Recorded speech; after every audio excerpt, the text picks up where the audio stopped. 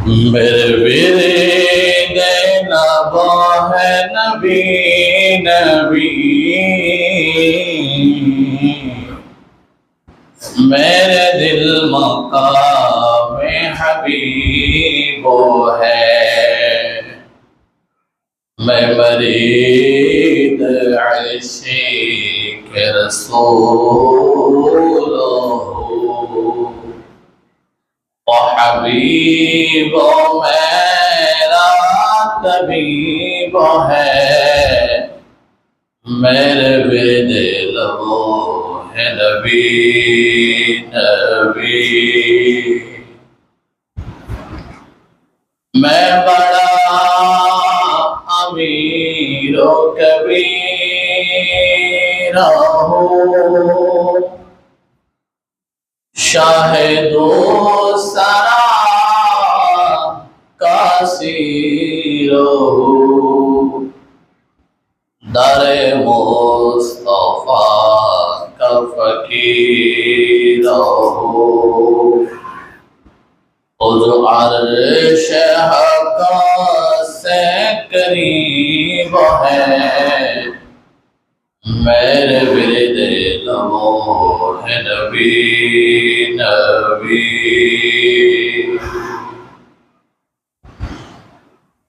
अल्हम्दुलिल्लाह, আল্লাহ পাক রব্বুল আলামিনের দরবারে লক্ষ কোটি কৃতজ্ঞতা আদায় করছি যে আল্লাহ দয়া করে মায়া করে মেহেরবানি করে আমাদেরকে সুস্থ শরীর নিয়ে আল্লাহর ঘরে এসে রাসূলুল্লাহ সাল্লাল্লাহু আলাইহি ওয়াসাল্লামের উপর দুরূদ শরীফ পড়ার জন্য তৌফিক দান করেছেন। আমরা সকলে জবান খুলে বলি আলহামদুলিল্লাহ। লক্ষ কোটি দুরূদ সালাত ও সালাম আদায় করছি দো জাহানের বাদশা নবী সরকার মুস্তাফা সৈয়দুল মুরসালিন রাহমাতাল লিল আলামিনের কদম মুবারকে। আল্লাহ সুবহানাহু ওয়া তাআলা তার উম্মত বানিয়ে আমাদেরকে পাঠালেন। আমরা সেই নবীর কদম মুবারকে দুরূদ শরীফ আদায় করি, সকলে বলি সাল্লাল্লাহু আলাইহি ওয়াসাল্লাম। সম্মানীয় মুসল্লিনে কেরাম, আজ ঐতিহ্যবাহী শেখ বাহাউল্লাহ শাহে জামে মসজিদের খুতবার শিরোনাম হচ্ছে একজন ইমানদারের গুণাবলী। আমাদের অনেক পরিচয় আছে, যে পরিচয়টা আমরা আজকে মুখ খুলিয়ে দিই, কালকে ওই পরিচয়টা মুখে নিই না। আজকে আপনার একটা পদ আছে, আপনার একটা পরিচিত আছে, কিন্তু কোনো কারণে কালকে সেই পরিচয়টা আপনার জন্য আযাবের কারণ হয়ে দাঁড়ায়। তো আল্লাহ সুবহানাহু ওয়া তাআলা ইমানদারের কিছু পরিচিতি দিয়েছেন। ওই পরিচিতিগুলো যদি একজন ইমানদারের কাছে থাকে, একজন ইমানদারের যদি 40, 50, 60 বছর হায়াত থাকে, ওই হায়াতের মধ্যে ইমানদার কখনো অভাবের মধ্যে, দুঃখের মধ্যে, হতাশার মধ্যে, দুশ্চিন্তার মধ্যে পড়বে না। তাহলে আমরা ইমানদারের বৈশিষ্ট্যগুলো কি বৈশিষ্ট্য, যেগুলো স্থায়ী পরিচয়, আজকেও দিতে পারবেন, 5 বছর পরে দিতে পারবেন, 20 বছর পরেও দিতে পারবেন, আবার আপনার হায়াত যখন শেষ হবে আপনি কবরেও দিতে পারবেন। হাশরের ময়দানে যখন আল্লাহ আপনাকে ডাক দিবে, সেই মুহূর্ত আপনি এই পরিচয়গুলো দিতে পারবেন। এইভাবে আল্লাহ সুবহানাহু ওয়া তাআলা আপনার আমার কিছু পরিচিতির কথা বলেছেন। তো পরিচিতির কথা আমি কোরআন কারিমে দেখতে গিয়ে, কোরআন কারিমকে আমি তাফসীরগুলো সামনে রাখতে গিয়ে দেখলাম এই রকম 133টা আয়াত শুধু ইমানদারের পরিচয়ের উপর বলেছেন। একটা হচ্ছে التائبون العابدون الحامدون السائحون الراكعون الساجدون الآمرون بالمعروف والناهون عن المنكر والحافظون لحدود الله وبشر المؤمنين সকলে জবান খুলে বলি আল্লাহু আকবার। এই আয়াতের মধ্যে ঈমানদারের 10টা বৈশিষ্ট্যের কথা বলেছে, যে বৈশিষ্ট্যগুলো আপনার কাছে থাকলে এক মুহূর্তের জন্য আপনাকে মানুষের চোখের অন্তরালে হতে হবে না।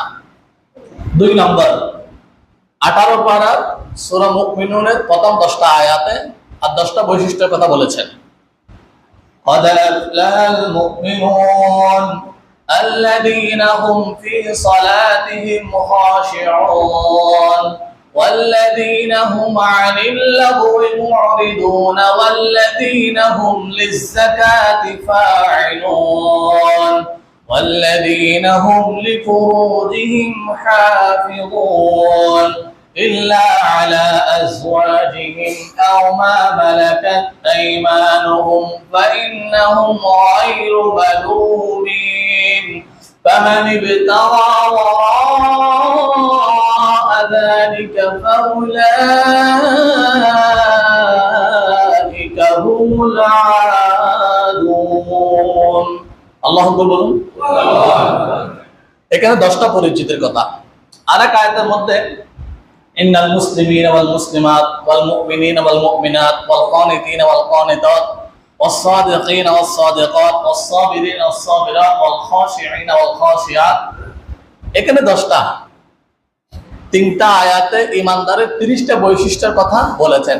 এই 30টা বৈশিষ্ট্য যদি একজন মানুষের কাছে থাকে, একজন মানুষ আজকে যেভাবে নিরাপদ 10 বছর পরেও সেভাবে নিরাপদ, কবরেও সেভাবে নিরাপদ, হাসরের ময়দানে যখন ইয়া নফসি বলবে সেখানেও নিরাপদ। ঈমানদারকে নিরাপত্তা দেওয়ার জন্য, মুসলমানকে নিরাপত্তা দেওয়ার জন্য, মুসলমান নিরাপদ জীবন গড়ার জন্য আল্লাহ সুবহানাহু ওয়া তাআলা মুসলমানদের উপর, রাসূলুল্লাহর উপর কোরআনুল কারীম অবতীর্ণ করেছেন। সুবহানাল্লাহ।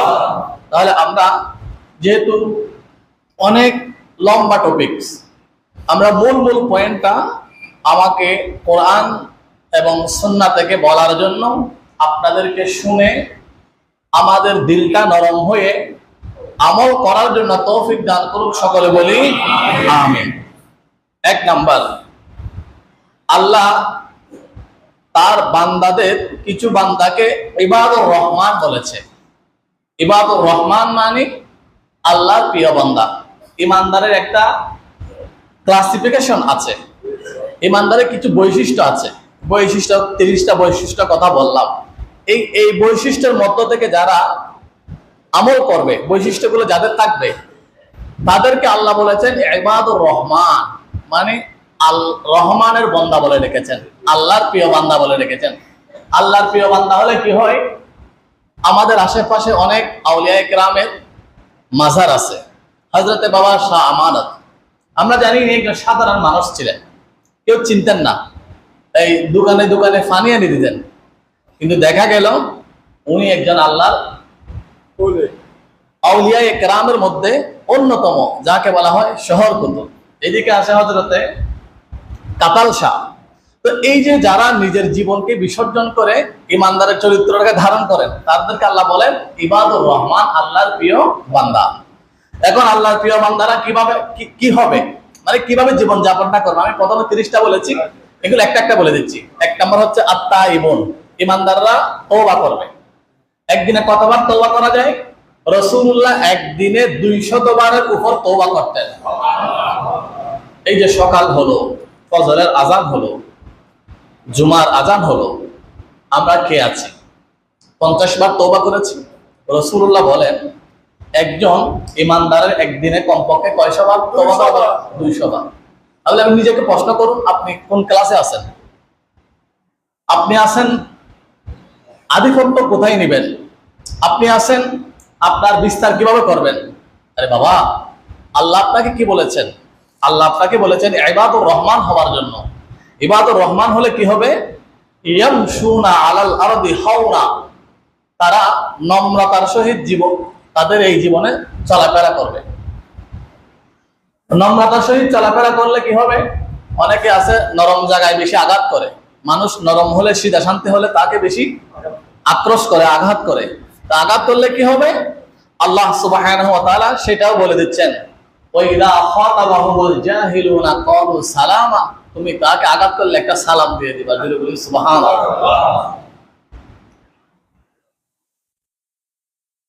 তাহলে ইমানদারের এক নাম্বার চরিত্র হচ্ছে তারা নম্রতার সহিত চলবে, ভদ্রতার সহিত চলবে। এরপরে বৈশিষ্ট্য আল্লাহ কি বলেছেন? আত-তাইবুন আল আবিদুন, তারা ইবাদত করবে। ইবাদত কিভাবে করবে?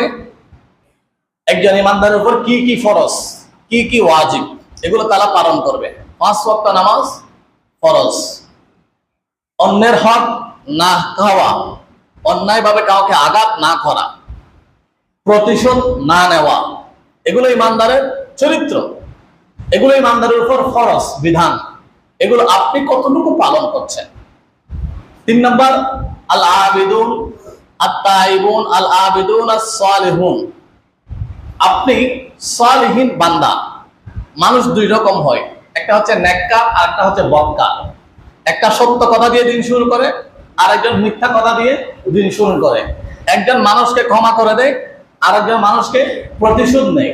একজন আধিপত্য বিস্তার করে, আর একজন নিজেকে মাওলার সাথে সম্পর্ক করে। একজন বলে না, এটা আমার আধিপত্য, আমার ক্ষমতা এখনই প্রয়োগ করার সময়, এটা বলে। আরেকজন বলে না, এখনই আমি আমার রবের সাথে কথা বলার সময়। কেউ রবের সাথে সম্পর্ক করে, আর কেউ আধিপত্য করে। এই যে আপনি কি করবেন, ইমানদার বান্দা হলে, আল্লাহর প্রিয় বান্দা হলে আপনি কি করবেন, সেটা আল্লাহ সুবহানাহু ওয়া তাআলা আপনাকে আমাকে বলে দিচ্ছেন। জোরে বলি সুবহানাল্লাহ। তাহলে আমরা বেশি ব্যাখ্যা করছি না। এরপরে রাসূলুল্লাহ বলতেন, রাসূলুল্লাহ কিন্তু উনি রাহমাতুল লিল আলামিন, উনি ইশারা করলে চাঁদ 2 টুকরো হয়ে যেত, উনি ইশারা করলে পাহাড় শূন্য হয়ে যেত, উনি ইশারা করলে মরা মানুষ জীবিত হয়ে যেত। ওনার এত পাওয়ার ছিল, তারপর উনি আল্লাহকে বলতেন, আল্লাহুম্মা ইন্নী আবদুকা ইবনে আবদুকা ইবনে উবদুকা, আল্লাহ আমি আপনার বান্দা, আমার বাবা আপনার বান্দা, আমার দাদাও আপনার বান্দা। সুবহানাল্লাহ। এতগুলো পরিচয় দেওয়ার থাকা সত্ত্বেও তিনি নিজেকে আল্লাহর বান্দা বলে পরিচয় দিতেন। সে আল্লাহর বান্দা হওয়ার জন্য ইনি আমাদেরকে শিখিয়েছেন কি? আল্লাহুম্মা জাআলনি সবুরা, আল্লাহ আমাকে ধৈর্যশীল বানাও। আপনাকে কেউ জুলুম করছে, আপনি বলবেন আল্লাহ আল্লাহুম্মা জাআলনি সবুরা, আল্লাহ আমাকে ধৈর্যশীল বানাও। কতটুকু ধৈর্যশীল? একবার এক মহিলা খানায়ে কাবা তাওয়াফ করছেন, এত মনোযোগ সহকারে তাওয়াফ করছেন, হযরত হাসান বসরি দেখে বললেন, মনে হয় এই মহিলার চাইতে সুখী মানুষ আর কেউ নাই। হাসান বসরি এই কথা বলার পরে ওই মহিলা শুনে ফেললেন, বলেন, এই হাসান বসরি, এটা তাফসিরে দুররে মানসুরের মধ্যে আসছে, আপনি আমাকে সুখী মানুষ বললেন? আপনারা যারা আল্লাহর ঘর তাওয়াফ করেছেন তারা দেখেছেন একজন ইমানদার কিভাবে মনোযোগ দিয়ে তাওয়াফ করে। কারণ আল্লাহর 120টা রহমত নাজিল হয় কোথায়? খানায়ে কাবার মধ্যে। এগুলো যেন আপনি দেখতে পাচ্ছেন চোখে, মানে মানুষ কিভাবে তাওয়াফ করে। তো হাসান বসরি বলেন, হ্যাঁ আপনি মনে হয় সবচেয়ে সুখী মানুষ। ওই মহিলা বলেন, না, আমার 2টা সন্তান ছিল, আমার স্বামী ছাগল কুরবানি দিছে, ওইটা আমার 2 সন্তান দেখেছে। ওই দেখার পরে আমার সন্তানগুলো বলে, এ ভাই, আমার বাবা ওই যে ছাগলটা জবে করেছে, চলো আমরা একজন সেভাবে জবে করি। ছোট ছোট বাচ্চা, তো একজন আরেকজনকে জবে করে দিল। এখন জবে করে দেওয়ার পরে ছোট ভাইটা মারা গেল। এখন বড় ভাই ভাবলো, কিরে, আমার বড় ভাই তো মারা গেল, আমার মা তো আমাকে রাখবে না, আমাকে মারবে। এই জন্য বড় ভাই কি করলো? লুকাতে গেল। লুকাতে গিয়ে উনি গাছের উপর উঠলো, গাছ থেকে পরে ওই সন্তানও মারা গেল, 2 সন্তান মারা গেল। তারপর তার স্বামী ছাগল জবাই করে গেল আরেকটা ঘরের জন্য কিছু আনার জন্য, যাওয়ার পথে ওই স্বামীটাও মারা গেল। বলে, আমি স্বামীও হারালাম, 2 সন্তানও হারালাম। এই যে সব হারিয়ে আমি আল্লাহর ঘরে আল্লাহর সাথে একটু সম্পর্ক করার জন্য আসলাম, আল্লাহকে ডাকার জন্য আসলাম। আল্লাহ, আর আপনি বলছেন আপনি সবচেয়ে সুখী মানুষ। তখন এই কোরআনুল কারীমের আপনি এই সবুরা, এই যে সবুর, ধৈর্যশীলের ব্যাখ্যার মধ্যে, তাফসীরের মধ্যে এই হাদিস শরীফটা উনি কোট করেছেন আল্লামা জালালউদ্দিন সুয়ুতী রাহমাতুল্লাহি তাআলা আলাইহি। দুই সন্তান হারালেন, স্বামী হারালেন, সবকিছু হারানোর পরেও বুক ব্যথা নিয়ে ধৈর্য ধারণ করে আল্লাহর ঘরে উনি জুড়ে জুড়ে কি করছেন? তাওয়াফ করছেন। দেখে মনে হচ্ছে ওনাকে সুখী মানুষ। উনি বলেন, না, আমাকে দেখে সুখী মনে হচ্ছে, আমার মুখের ভিতরে স্বামী হারার বেদনা, সন্তান হারার বেদনা, সবকিছু চেপে রেখে আমি আল্লাহকে পাওয়ার জন্য, আল্লাহর কাছে যাওয়ার জন্য, আল্লাহকে খুশি করার জন্য আমি আল্লাহর ঘরে এসে তাওয়াফ করছি। জুড়ে বলি সুবহানাল্লাহ। তাহলে ইমানদারের আরেকটা চরিত্র হচ্ছে কি হওয়া? ধৈর্যশীল হওয়া। এজন্য আল্লাহর রাসূল বলেন, আল্লাহুম্মা জাআলনি সবুরা ওয়া জাআলনি শাকুরা ওয়া জাআলনি ফি আইনিন নাসি সগীরা ওয়া ফি আইনিন নাসি কাবীরা। আল্লাহ আমাকে ধৈর্যশীল বানান, আমাকে কৃতজ্ঞতা বান্দা বানান, মানুষের চোখে আমাকে বড় বানান, আর নিজের চোখে নিজেকে কি বানান? ছোট বানান। আমরা এখন নিজে নিজে বড় হয়ে যাই। মানুষ আমাকে কি বলছে এটা আমরা পরোয়া করি না, নিজেকে নিজে বড় হয়ে যায়। মনে রাখবেন, আপনি কখন ধ্বংস হবেন, আপনার মেয়াদ শেষ, আপনি কখন বুঝবেন? যখন আপনার মধ্যে অহংকার চলে আসবে। অহংকার যেই দিন আপনার ভিতরে চলে আসবে, এই দিন মনে করবেন আমার ব্যবসা শেষ, আমার রাজনীতি শেষ, আমার অর্থনীতি শেষ, আমার ক্ষমতা শেষ। কখন মনে করবেন এটা? যখন আপনার মধ্যে কি আসবে? অহংকার আসবে। যখন আপনার মধ্যে বিনয় আসবে, তখন মনে করবেন আপনার উত্থান শুরু। বিনয় মানে কি? আপনার থাকার জন্য ঘর আছে, চলার জন্য গাড়ি আছে, ব্যাংক ভর্তি টাকা আছে, সবকিছু থাকার পরেও আপনি আপনার আচরণ একজন ফকিরের মতো। আপনি কারোর সাথে দেখা হলে আসসালামু আলাইকুম বলেন, আপনাকে কেউ সালাম দিতে পারে না, আপনি সবার আগে সালাম দেন। আপনাকে কেউ মন্দ বললে আপনি তাকে সেলুট জানান। আপনি আপনার শত্রুকে নিয়ে চায় আপনি আপনার বাসায় দাওয়াত দেন। আপনি আপনার বন্ধুর সাথে যেরকম আচরণ করেন, শত্রুর সাথে সেরকম আচরণ করেন। তাহলে মনে করবেন আপনার উত্থান শুরু। আর যখনই আপনার মধ্যে আপনার চাকরির অহংকার, আপনার ক্ষমতার অহংকার, আপনার টাকার অহংকার, আপনার অর্থনীতির অহংকার, আপনার রাজনীতির অহংকার যখনই আপনার মধ্যে আসবে, তখন মনে করবেন আপনার পতন শুরু। এটা আমি বলছি না, আল্লাহ তাআলা কোরআন বলছে, ইন্নাল্লাহা লা ইউহিব্বু মান কানা মুখতালান ফাখুরা। এই জন্য দুনিয়ার মধ্যে সবকিছু আনলেও অন্তরের মধ্যে কখনো কি আনবেন না? অহংকার আনবেন না। যদি অহংকার চলে আসে, আমার 20 তালা আছে, সোজাসুজি শেখ বাহারুল্লাহ মসজিদের কবরস্থানে চলে আসবেন। কিরে, এখানে যে মানুষটা শুয়ে আছে সেটা 30 তালার মালিক ছিল। আপনি গরিবুল্লাহ শাহ মাজারে যাবেন, মাজারের ডান পাশে দেখবেন এখানে কয়েকজন এমপির কবর আছে, কয়েকজন সচিবের কবর আছে, যারা বাংলাদেশের প্রথম শ্রেণীর নাগরিক ছিল। আপনার অহংকার যদি চলে আসে, আপনি জাতীয় কবরস্থানে চলে যাবেন, আপনি মিরপুর কবরস্থানে চলে যাবেন, শহীদ বুদ্ধিজীবী কবরস্থানে যাবেন। শহীদ বুদ্ধিজীবী কবরস্থানে গিয়ে দেখবেন বাংলাদেশ 200 বছর যারা শাসন করেছে তারা মিরপুর শহীদ বুদ্ধিজীবী কবরস্থানে। আপনি বলবেন, কিরে, আমি তো এখন সভাপতি হলাম, আমি তো এখন সেক্রেটারি পদ মনে ফিরে পেলাম, আমার তো এখন মনে হয় উত্থান শুরু, আমার এখন মনে হয় ক্ষমতা প্রয়োগ করা শুরু, মনে হয় এখন আমি পরিচিতি জানা দেওয়া শুরু। আপনি কবরস্থানে গিয়ে বলবেন, আপনাকে দেখে দেখে বলবে, এ বান্দা, কি তোমার উত্থান শুরু, কি পতন শুরু? তুমি আমাকে দেখো না, আমি তোমার চাইতে অনেক বড় নেতা ছিলাম, আমার ভয়ে মানুষ কাঁপতো, কিন্তু আজকে আমি কোথায়? আমার কোনো নাম গন্ধ নাই, আমাকে একবার দেখো। আপনি যখন কবরস্থান দেখবেন, আপনি যখন ওই মানুষটাকে দেখবেন, তখন আপনার অন্তরের মধ্যে আমল পরিবর্তন আসবে, আপনার অন্তর থেকে অহংকার চলে যাবে, বিনয় চলে আসবে। অহংকার বাদ দিয়ে আপনি যখন বিনয়কে আপনার অন্তরে স্থান দিবেন, তখন মনে করবেন আমার আল্লাহ আপনাকে দেখে দেখে বলবেন, হে বান্দা, সম্পদ দিলাম, অর্থ দিলাম, ক্ষমতা দিলাম, এত কিছু দেওয়ার পরেও বিনয়টা বেছে দিলি, বান্দা ইবাদুর রহমান, তুই হচ্ছে আমার প্রিয় বান্দা। এই জন্য জীবনে সবকিছুকে স্থান দিলেও এক বিন্দু পরিমাণ অহংকারকে স্থান দিবেন না। আপনার কিসের যৌবনের অহংকার, কিসের রাজনীতির অহংকার, কিসের অহংকার? অহংকার আসা মানে আপনি কি ধ্বংস, এটা ধরে নেবেন। এটা আপনি হই, আমি হই, আপনার বাবা হই, আপনার দাদা হই, কখনো অহংকার আনবেন না। অন্তরের মধ্যে কি আনবেন? বিনয় আনবেন। বিনয় কিভাবে আসে? আপনি একজন মানুষকে এখান থেকে বের হলে একজন ফকিরকে সালাম দিবেন, আসসালামু আলাইকুম ভাই, কেমন আছেন, সকালে কি খেয়েছেন? একজন ফকিরের এভাবে বুকে নিবেন।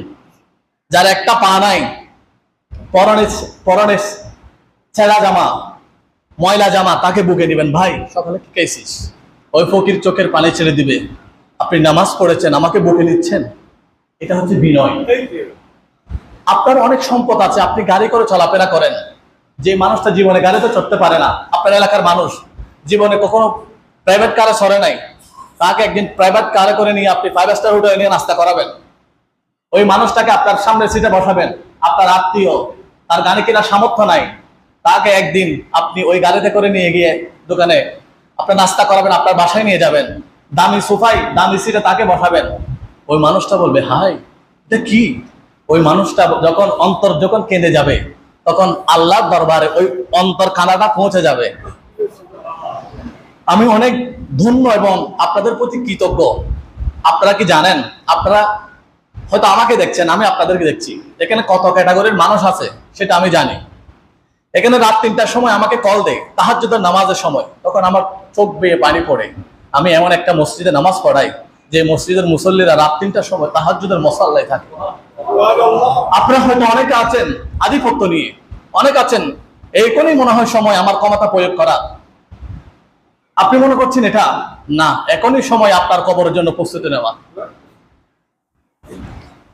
আমাকে একজন বাবা, আমাকে আপনারা অনেক সময় হা দিয়ে দেন, এটা আমি কখনো হা দিয়ে, আল্লাহ তো আমার রিজিক দিয়েছেন, আমাকে যখন বানিয়েছেন তখন রিজিক দিয়েছেন। একজন মানুষ আমাকে, আপনাদের এই মসজিদ কমিটির মানুষ, একদিন 5,000 টাকা দিয়েছেন। 5,000 টাকা দিয়ে বলো হুজুর আপনি সবার সামনে আমার জন্য দোয়া করবেন না, আপনি আমার জন্য মনে মনে দোয়াটা করবেন।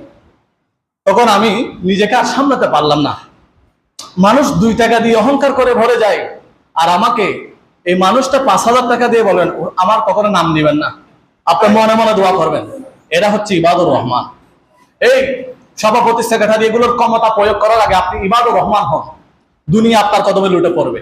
আর আপনি ইবাদুর রহমান কিভাবে হবেন? 1 নম্বরে অহংকারকে ছাড়তে হবে। এভাবে তো আসলে আমার এখানে সামনে আমি আজকে গত রাত 3টার সময় আমি লিখেছি, তো আসলে যেগুলো আমি যে প্রথম 3টা আয়াত বলেছি সেখানে ইমানদারের 130টা বৈশিষ্ট্য, এগুলো তো বলা ভা আবেগ দিয়ে বা একটার পর একটা বলা স্কিপ ছাড়া এগুলো একটু খুব কঠিন হৃদয়ে লাগে এই কথাগুলো বলতে। কারণ এগুলো আমরা কোরআন শরীফ আগে পড়েছি শুনেছি, কিন্তু এখন দেখলাম আল্লাহ কোরআনে যেটা বলেছেন বাস্তব সেটা। আল্লাহ কোরআনে ফেরআউনের কথা বলেছেন, আল্লাহ কোরআনে নমরুদের কথা বলেছেন, আল্লাহ তাআলা কোরআনে অনেক মানুষের দৃষ্টান্ত দিয়েছেন। আবার আল্লাহ তাআলা কোরআনের মধ্যে আসহাবে কাহাফের কথা বলেছেন। আসহাবে কাহাফ তারা আল্লাহর আউলিয়ায়ে কেরাম, আল্লাহর নবীদের কথা বলেছেন, ওলিদের কথা বলেছেন, শহীদদের কথা বলেছেন। এতগুলো কথা বলার পরে আল্লাহ সুবহানাহু ওয়া তাআলা আমাদেরকে যেটা শেখাচ্ছেন এটা হচ্ছে ফানজুর কাইফা কানা আকিবাতুল মুকাদ্দিবিন। আমার বান্দারা, আমি আসহাবে কাহাফ এরা হচ্ছে আল্লাহর ওলি, আর হযরত জাকারিয়া ইয়াহইয়া এরা হচ্ছে আল্লাহর নবী, আর ফেরআউন নমরুদ সাদ্দাত এরা হচ্ছে কাজ্জাব। সবার উপস্থাপন দিলাম, সবার উপস্থাপন দেওয়ার একটা কারণ তোমরা বান্দা যাতে তাদের মতো হও। জোরে বলি সুবহানাল্লাহ। আসহাবে কাহাফের মতো হও, তোমরা নমরুদ সাদ্দাতের মতো হইও না। আপনাদের ডান পাশে যাদের এই দান বাক্সটা আছে, মসজিদের দান বাক্সটা আপনারা চালিয়ে দিন, আর যারা হাদিয়া দিবেন হাদিয়াটা হাতে নিয়ে নিন। আল্লাহুম্মা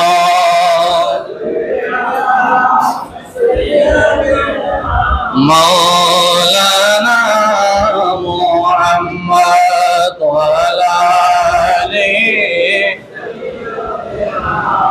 মাওলানা মুহাম্মদ। এমন ঘরে যেতে হবে যে ঘরের নাই বিছানা, এমন ঘরে থাকতে হবে যে ঘরের নাই ঠিকানা। আল্লাহুম্মা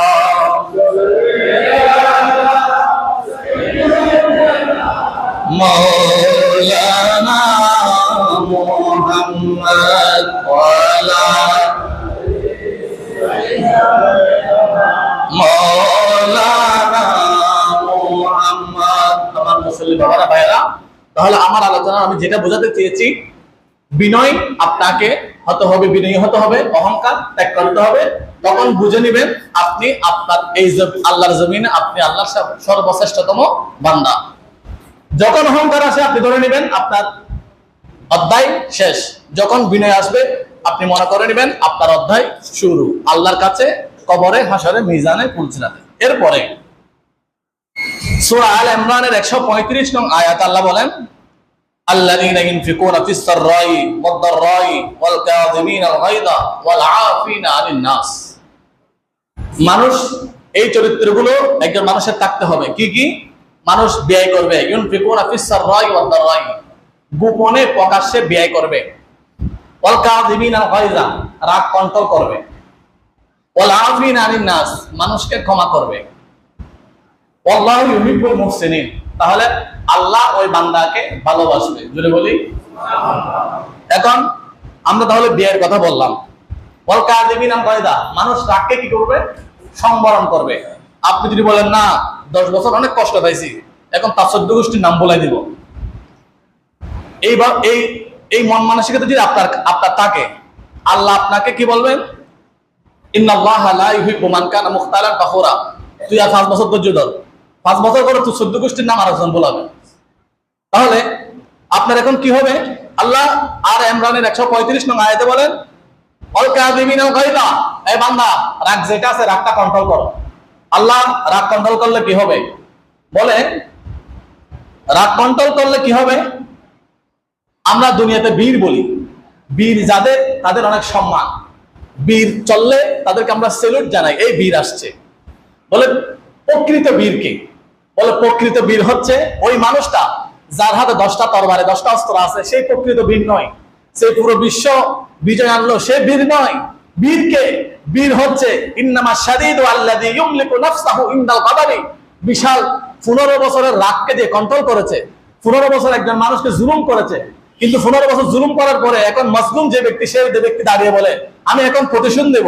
এই প্রতিশোধ পরায়ণ হওয়ার সাথে সাথে তার অন্তরে চলে আসলো, আল্লাহ তো কোরআনের মধ্যে বলেছেন ওয়াল কাযিমিনাল গায়যা, যে মানুষ রাগটা কন্ট্রোল করে সে সবচেয়ে বড় বীর। ওই 15 বছরের আপনার জুলুম যখন ভুলে গিয়ে একজনকে যখন বুকে টেনে দিবেন, তখন আল্লাহর নবী আপনাকে বলেন ইনদাল গাদাবি, এ আল্লাহর বান্দা তুমি হচ্ছে সবচাইতে বড় বীর। সুবহানাল্লাহ। এজন্য আপনি রাগ কন্ট্রোল করতে না পারে বিশাল একটা মার্কেট আগুন ধরাই দিয়েছেন, একটা থানাতে আগুন ধরাই দিয়েছেন, থানাটা আপনার কিনা। আমার পকেটে টাকা আছে, টাকা তখন ইয়া নাই, এই যে আমাকে একটা হাদিয়া দিলেন, এখানে 100 টাকার মধ্যে কি আছে? একটা ছবি আছে, এটা হচ্ছে শেখ মুজিবুর রহমান। এই টাকাটা আমাকে দিলেন মোহাব্বত করে। এখন এটাকে আমি ছিঁড়ে ফেলছি, এটা দিয়ে আমি হয়তো গাড়ি ভাড়া দিব, হয়তো আমার মেয়ের জন্য আমি কিছু কিনবো, হয়তো আমি এটা খরচ করব।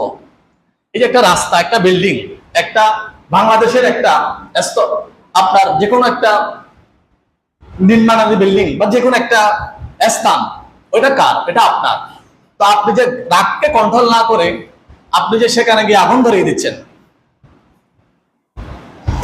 এটাকে রাগটাকে যদি কন্ট্রোল করেন, তাহলে আল্লাহর নবী নিজ হাতে আপনাকে পুরস্কার দিচ্ছেন।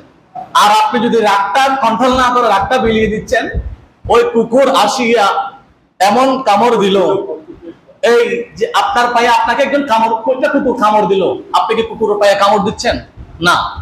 আপনি যদি কুকুরের পায়ে কামড় দেন, আপনি কুকুর হয়ে যাচ্ছেন। আপনাকে সাপে কামড় দিল, আপনি কি সাপকে কামড় দিচ্ছেন? না। আপনাকে কেউ আঘাত করেছে, আপনি আঘাত না করে, আল্লাহ বলেন ওয়াইদা খাতাবাহুমুল জাহিলুনা ক্বালু সালামা, বান্দা প্রতিশোধ অনেক নিয়েছিস, একবার প্রতিশোধের বদলা সালাম দিয়ে দেখতে কি হয়। আপনি আপনার চরম শত্রু তাকে যখন বলবেন আসসালামু আলাইকুম, ওই মানুষটা বলবে কি সেই মানুষটা চাইলে আমাকে প্রতিশোধ নিতে পারতো, কিন্তু আমাকে সালাম দিচ্ছে। সালাম যখনই দিবেন, ওই মানুষটার অন্তরের মধ্যে আপনি জায়গা করে নেবেন। সুবহানাল্লাহ। তাহলে রাসূলুল্লাহ সাল্লাল্লাহু তাআলা আলাইহি ওয়াসাল্লাম রাগকে দমন করার জন্য আমাদেরকে শিক্ষা দিয়েছেন। সহিহ বুখারী 3282 নং হাদিস। আল্লাহর নবী বলেন কুনতু জালিসান মা'আন নবী সাল্লাল্লাহু আলাইহি ওয়াসাল্লাম, আল্লাহ হযরত সালমান ফারসি উনি বর্ণনা করছেন, আল্লাহর নবীর কাছে দুইজন ব্যক্তি আসলেন। একজন ব্যক্তির চেহারা লাল, আর একজন ব্যক্তির চেহারা হলুদ, কারণ দুইজন ব্যক্তি খুব রাগান্বিত ছিল। তখন আল্লাহ সুবহানাহু ওয়া তাআলার প্যারা হাবিব বলেন ইন্নী লাআলামু কালিমাতান লাউলা, এ বান্দারা তোমরা যে রাগান্বিত হয়ে আসছো, আমি তোমাদেরকে দুইটা কালিমা শিখিয়ে দিচ্ছি, তোমরা আমার রবের দরবারে দুইটা সেজদা দিয়ে দাও। সুবহানাল্লাহ। এই রাগটা যদি কন্ট্রোল করো, কিয়ামতের ময়দানে আমার আল্লাহ তোমাকে বিনা হিসাবে জান্নাত দিয়ে দেবে। সুবহানাল্লাহ। এরপর আল্লাহ কি বলেছেন? ওয়াল আফিনা আনিন নাস, মানুষকে ক্ষমা করতে হবে। আল্লাহর নবী মানুষকে কতটুকু ক্ষমা করে যাচ্ছেন। একজন ব্যক্তি ইহুদি আল্লাহর নবীর ঘরে আসলেন মেহমান হয়ে, একটা তরবারি নিয়ে। উনি মেহমান হলেন, আল্লাহর নবী তাকে রাত্রে খাওয়ালেন। রাত্রে খাওয়ানোর পরে ওই মানুষটা ঘুম গেলেন। ঘুম গিয়ে অর্ধেক রাতে উঠে রাসূলুল্লাহ যত আসবাবপত্র ছিল সবখানে পায়খানা করে দিয়েছেন, মলমূত্র ত্যাগ করে দিয়েছেন। আবার মলমূত্রগুলো এভাবে ডলে দিয়েছেন, লিপে দিয়েছেন। রাসূলুল্লাহ পুরো ঘরের মধ্যে এভাবে ওনার মলমূত্রগুলো এভাবে ইয়া করে দিয়েছেন। পুরো দুর্গন্ধ হয়ে গেল। রাসূলুল্লাহ তাহাজ্জুদের নামাজ পড়ার জন্য উঠলেন। তাহাজ্জুদের নামাজ পড়ার জন্য উঠে দেখলেন চতুর্দিকে গন্ধ হওয়ার গন্ধ, ভাত পায়খানার গন্ধ। রাসূলুল্লাহ দেখলেন সব জায়গায় আপনার এই যে ওনার মলমূত্র গুলো। তখন রাসূলুল্লাহ দেখলেন ওনার তরবারিটা ফেলে গেল। আবার ওই ইহুদি কি করলেন, ওনার মনে আসলো ওনার তরবারিটা রাসূলুল্লাহর ঘরে রেখে গেলেন। এই জন্য ওই ইহুদিটা আবার রাসূলুল্লাহ দরবারে আসে বলেন, ইয়া রাসূলুল্লাহ আমাকে মাফ করেন, আমি ভুল করে ফেললাম। আল্লাহর নবী বলেন না, ওই ইহুদিটা এসে দেখলেন রাসূলুল্লাহ নিজের হাতে ওইগুলো পরিষ্কার করছেন। তো রাসূলুল্লাহ নিজের হাতে পরিষ্কার করছেন। উনি বললেন, ইয়া রাসূলুল্লাহ আমাকে মাফ করুন। বলে না, আপনাকে আমি কেন মাফ করবো, আপনি তো আমার মেহমান। বলে আমি আরো চিন্তিত হলাম আপনি কোনো অসুস্থ হয়ে গেছেন কিনা, আপনার কোনো ডায়রিয়া হয়েছে কিনা। বলে ইয়া রাসূলুল্লাহ আমি এত বড় অপরাধ করলাম, আপনি আমাকে মাফ করে দিচ্ছেন। আমি আসতাম তরবারের জন্য, আমার তরবারিটা এখানে রেখে গেলাম, ওইটা ছাড়া আমার কোনো সম্পদ নাই। আল্লাহর নবী বলেন না, তুমি তোমার সম্পদ নিয়ে যাওয়ার জন্য আসছো, আমি তোমার উপর কোনো প্রতিশোধ নেব না, বলে আমি তোমাকে মাফ করে দিলাম। একজন বুড়িমা রাসূলুল্লাহ মসজিদে যাওয়ার সময় একটা কাঁটা দিতেন। আপনারা যারা হজ উমরা গিয়েছেন, তায়েফ থেকে আসার সময় আপনারা ওখানে গিয়েছেন, বুড়ির ঘরও আছে। রাসূলুল্লাহ যে মসজিদে নামাজ পড়াতেন ওই মসজিদও আছে। আবার মসজিদের উপর বিশাল একটা পাথর আছে যেটা রাসূলুল্লাহকে মারার জন্য নিয়েছেন। ওই পাথরটা এখনো শূন্যের উপর এভাবে আটকে আছে। শূন্যের উপর একটা পাথর এভাবে আটকে আছে রাসূলুল্লাহ মসজিদের উপর। একটা বুড়ির ঘর আছে, ওই বুড়ির ঘরের পাশে একটা আপনার ওই গাছের গোড়াটা এখনো আছে, বড়ই গাছের গোড়াটা। ওখান থেকে রাসূলুল্লাহকে কাঁটা দিতেন। একদিন দেখলেন রাসূলুল্লাহ কাঁটা নাই। উনি বললেন আজকে কাঁটা নাই, বুড়ির নিশ্চয়ই কোনো কিছু হয়েছে। উনি বুড়ির ঘরে গিয়েছে, বুড়ির ঘরে গিয়ে দেখলেন বুড়ি অসুস্থ, কাতরাচ্ছে। তখন বুড়িকে বললেন, আপনার কি অসুখ? বলে আমার অনেক জ্বর। বলে আমি আপনার সেবা করব, আপনার কোনো চিন্তা নাই। তখন ওই বুড়িকে সেবা করে সুশ্রুত করে বুড়িকে সুস্থ করে নিলেন।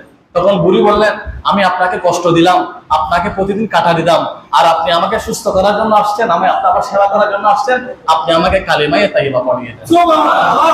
ওই বুড়িটা মুহূর্তের মধ্যে মুসলমান হয়ে গেল। একদিন ফতেহে মক্কা হলো, 20 রমজান, মক্কা শরীফ বিজয় হলো। রাসূলুল্লাহ আসলেন। রাসূলুল্লাহ যখন মক্কা শরীফে আসলেন, সব ইহুদি কাফেররা ভয়ে ভয়ে পালাচ্ছে, ভয়ে ভয়ে পালাচ্ছে। সবাই যেদিকে পারে সেদিকে দৌড়াচ্ছে। রাসূলুল্লাহ বলে, ওরা দৌড়াচ্ছে কেন? বলে, ইয়া রাসূলুল্লাহ আপনি যখন নামাজের মধ্যে সেজদায় যেতেন তখন তারা আপনাকে উটের ঘুড়ি আপনার মাথার উপর দিত। একবার আনাস বিন মালিক বলেন, আমি দেখলাম রাসূলুল্লাহকে এভাবে একটা কাপড় দিয়ে রাসূলুল্লাহর গলা এভাবে চেপে ধরলো। রাসূলুল্লাহর গলার মধ্যে চপ পড়ে গেল, রাসূলুল্লাহর নিঃশ্বাস যায় যায় অবস্থা। আমি যখন ওই কাপড়টা ছিঁড়ে ওই কাফের থেকে নিয়ে ফেললাম, তখন রাসূলুল্লাহ ওই কাফেরের দিকে তাকিয়ে একটা হাসি দিলেন আর বললেন, গফারতু লাকা, আমি তোকে মাফ করে দিলাম। ওই বুড়ি সবাই যখন পালাচ্ছে, একজন বুড়ি বিশাল একটা বস্তা নিয়ে উনি পালাতে চাচ্ছে কিন্তু পালাতে পারছে না। আল্লাহর নবী বুড়ি মায়ের কাছে গেলেন, মা আপনি কোথায় যাচ্ছেন? বলে, বাবা আজকে নাকি এখানে মুহাম্মদ তার দলবল নিয়ে আসছে, আজকে মক্কা বিজয় হলো, এই জন্য সব ইহুদি কাফেররা পালিয়ে যাচ্ছে, মুহাম্মদ নাকি তাদেরকে আঘাত করবে, মারবে, এই জন্য আমি পালাচ্ছি। আল্লাহর নবী বলেন, না আপনি কোথায় যাবেন, কোথায় গেলে নিরাপদ থাকবেন? বলে, বাবা ওই পাহাড়ের উপর একজন আত্মীয়র বাসা আছে, আমি ওই আত্মীয়র বাসায় যাব, ওখানে গিয়ে আমি একটু আশ্রয় নিব। আল্লাহ নবী বলেন, ঠিক আছে মা, আপনার বোঝাটা আমার উপর দিন, আমি আপনাকে পৌঁছে দেব। রাসূলুল্লাহ 7 মাইল পর নিজের খাদের উপর ওই বুড়িমার বোঝা নিয়ে পাহাড়ের উপর উঠলেন, উঠে বুড়িমাকে দিলেন, মা আপনি কি এখন নিরাপদ? বলে, হ্যাঁ বাবা আমি এখন নিরাপদ। বলে, আপনার কোনো ভয় নাই? না বাবা আমার ভয় নাই। বলে, মা তাহলে আমি যাই? বলে, বাবা আপনি যাবেন ঠিক আছে, এত মুহূর্তের মধ্যে বিপদের সময়, যে মুহূর্তে আমাকে তারা মেরে ফেলতো, এমন কঠিন মুসিবতের সময় কে আপনি আমাকে বাঁচিয়েছেন, আমার উপকার করেছেন, এত লম্বা পথ আমার বোঝাটা আপনি মাথায় নিয়েছেন, আপনার পরিচয়টা কি? রাসূলুল্লাহ দুই চোখের পানি ছেড়ে দিয়ে বললেন, না তারা যে বললো মুহাম্মদ আঘাত করে, তারা যে বললো মুহাম্মদ মানুষকে হত্যা করে, না না মুহাম্মদ মানুষকে আঘাত করে না, না মুহাম্মদ মানুষকে হত্যা করে না, না যে মুহাম্মদের কথা আপনাকে বলা হয়েছে সেটা ভুল মেসেজ ছিল, আমি হচ্ছে সেই মুহাম্মদ রাসূলুল্লাহ। ওই বুড়িমার মাথায় তো আসমান ভেঙে পড়লো। ওই বুড়িমা বলে দিল, বাবা আপনি কি সেই মুহাম্মদ রাসূলুল্লাহ? বলে, মা আমি সেই মুহাম্মদ রাসূলুল্লাহ। বলে, বাবা আপনি যদি সেই মুহাম্মদ রাসূলুল্লাহ হন তাহলে আমাকে আর দেরি করবেন না, আমাকে মাফ করে আমাকে কালিমায়ে তাইয়্যিবা পড়ে দেন। আমরা সেই নবীর উম্মত, যেই নবীর উম্মত আমরা আদম ভাইকে জবে করে দিচ্ছি, আমরা সেই নবীর উম্মত। কিয়ামতের ময়দানে যখন আল্লাহ আপনাকে ডাকবেন, আমার বান্দা আমার উম্মত তোমরা আসো, তখন উম্মত হওয়ার জন্য আপনার যে চরিত্রের কথা আল্লাহ বলেছেন আপনি আপনাকে দেখাতে পারবেন। আপনি একটু সুযোগ পেয়ে আর একটু জমা করে দিচ্ছেন, আপনি একটু সুযোগ পেয়ে পরিশোধ পরায়ণ হয়ে আপনি লুটপাট করছেন, আপনি আরেকজনকে ক্ষতি করছেন, আপনি পুরো অস্থিরতা করে দিচ্ছেন। এইগুলো আপনি কি আমাদের মহিলারা আল্লাহর দরবারে কেমন ভাবে আপনি মুখ দেখাবেন? আপনার সবকিছু হিসাব করার আগে, ঘুমানোর আগে নিজেকে নিজে প্রশ্ন করবেন, আমার কতদিন হায়াত আছে? আমার হায়াতটা শেষ হলে আমাকে এখন 3টা কাপড়ের কাপড় পরাবে, আমাকে মাটিতে নিচে নিয়ে যাবে। এখানে আমার কোনো নেতা কর্মী, আত্মীয় স্বজন, ব্যবসা বাণিজ্য কর্মী কেউ যাবে না। এখানে আপনার যাবে কি? আপনার আমল। আপনি যদি আরেকজনকে ক্ষমা করেন, আপনি যদি বিনয় থাকে, আপনার যদি সচ্চরিত্র থাকে, আপনার সম্পর্ক যদি আল্লাহর সাথে থাকে, আপনি যদি দিবারাত্রে দুরূদ শরীফ পড়েন, আপনি যদি রাসূলুল্লাহর হাদিস শরীফ শুনে কান্না করেন, আপনি যদি রাসূলুল্লাহর কুরআনুল কারীম যেভাবে তেলাওয়াত করে করে কাঁদতেন, আপনি যদি সেভাবে কাঁদেন, আপনার এই অর্থ সম্পদের ক্ষমতার অহংকার না দেখিয়ে আপনি যখন বিনয়ী হয়ে সেজদায় যাবেন, আপনার ওই সেজদা, আপনার ওই চোখের পানি আমার আল্লাহর কাছে সবচাইতে বড় নিয়ামত। আমার আলোচনার সাবস্টেন্স, মূল কথা একজন ইমানদারের চরিত্র। একজন ইমানদারের চরিত্র কি? আমি কুরআনুল কারীমের 3টা আয়াত কারিমা তেলাওয়াত করেছি। 3টা আয়াতে কারিমা, এখানে মুমিনদের 30টা বৈশিষ্ট্য আছে। এখান থেকে আমি কিছু বৈশিষ্ট্য আপনাদের খেদমতে উপস্থাপন করেছি। আমার আলোচনার মূল সাবস্টেন্স কথা হচ্ছে, আপনি যদি এশাক বাহারুল্লাহ মসজিদে আসরের সময় মারা যান, এখানে ঢাকা থেকে আপনার কোনো নেতা আসবে না, এখানে আসবে এই এলাকার মানুষ। তাই আপনি এই এলাকার মানুষগুলো আপনার সবচেয়ে আপন, যে দলের হোক, যে মতের হোক, আপনি এই মানুষের সাথে সুসম্পর্ক রাখবেন। আত্মীয় সম্পর্ক যে দলের হোক, যে মতের হোক, আপনি তার সাথে সুসম্পর্ক রাখবেন। সে আপনার জানাজা পড়বে। আর আপনার উপর কারো খুব আছে, আপনি তাকে মাফ করে দিবেন। সবচেয়ে বেশি মাফ করতেন আমার নবী। কিয়ামতের ময়দানে কিছু দেখাতে না পারলেও এটা দেখাতে পারবেন, আল্লাহ আমি তাকে মাফ করে দিয়েছি। আর আপনি বলছেন স্বাধীন, স্বাধীন, স্বাধীন, স্বাধীন, স্বাধীন কিভাবে হয়? রাসূলুল্লাহ মক্কা বিজয়ের দিন সূরা ফাতিহা পড়েছেন 111 বার। সূরা ফাতিহা এটা 3 পৃষ্ঠা, আপনি কয়বার পড়েছেন? আপনি যে বলছেন আপনি মুসলমান, আপনার টুপি। আমি দেখলাম বাংলাদেশের মধ্যে অনেক মসজিদের মধ্যে গিয়ে বলছে আমরা এখন স্বাধীন, মসজিদ থেকে ইমাম সাহেবকে বের করে দিচ্ছে, আমরা এখন স্বাধীন, তুমি ঘর থেকে চলে যাও। এগুলো একজন ইমানদারের চরিত্র হতে পারে না। তো আমি যে কথাগুলো বললাম অনেক আবেগ আপ্লুত। আপনারা জানেন আমাদের বাংলাদেশের মধ্যে একটা অস্থিরতার সময় বিরাজ করছে।